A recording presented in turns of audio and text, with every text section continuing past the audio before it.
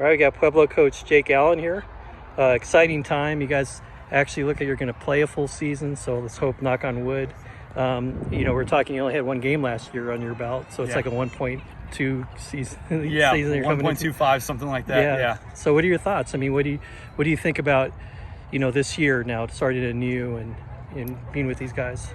Last year, I still the thought in my head, even though I don't see those seniors from last year, that's still a daily thought for me, is how bad I feel for them that they only got to play one game.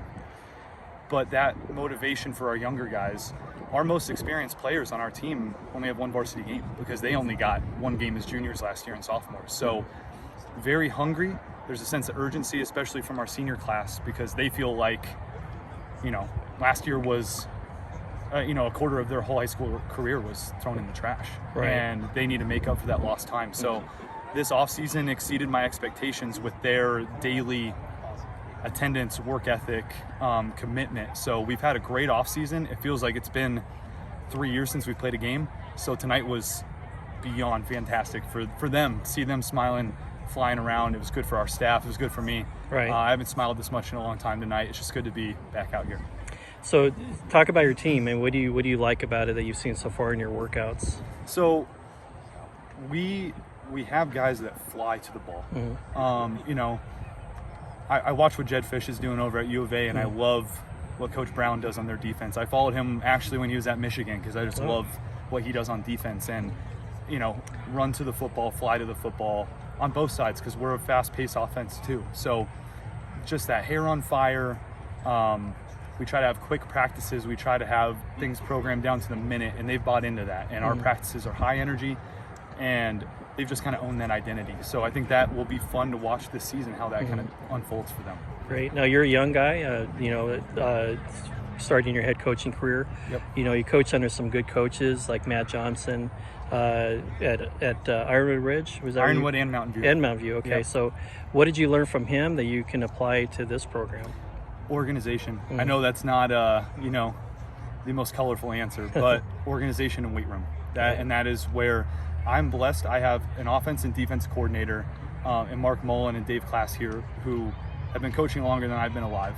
I let them run the offense and defense. I have my input, but I focus daily on organization, grades, attendance, weight room. And that's the world I live in.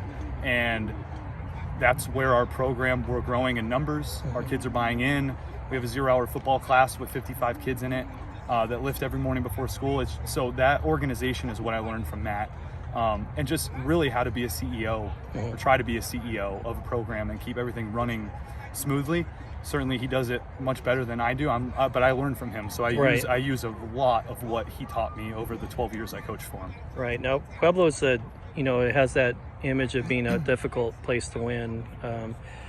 South Tucson school, you might not get a good turnout, or the academics or whatever what have you. So what did you think about that challenge when you took it? Like, how are you gonna handle that? To be completely honest, it wasn't a thought in my head before I got hired, and it hasn't been a thought in my head since I got hired. These kids are fantastic. Great. They welcome me with open arms from day one, and I have a bunch of great kids who are dedicated to football, and our GPAs are going up. Our attendance is going up by the week. They're buying into the classroom and the school, and they're just tough kids. We're a tough team, and they're always going to be tough. That's their identity, and I think it makes it a special place to be. I wouldn't want to be anywhere else right now. I love being at Pueblo, and I love these kids. Great. Now, Brandon Sanders was before you, so he was able to get that to a playoff level team, right. But he even mentioned how difficult it was. So, how do you feel like you guys are with that? I mean, do you feel like it's going to be a couple years, or do you feel like you guys can challenge right away? Or our goal is playoffs this year. That's our goal. That's going to be our goal every year. We have the talent to do it. Our kids are bought in enough to do it. We are young. Our experience on paper as far as varsity games started because of last year. Like I said earlier, it's one game for most guys.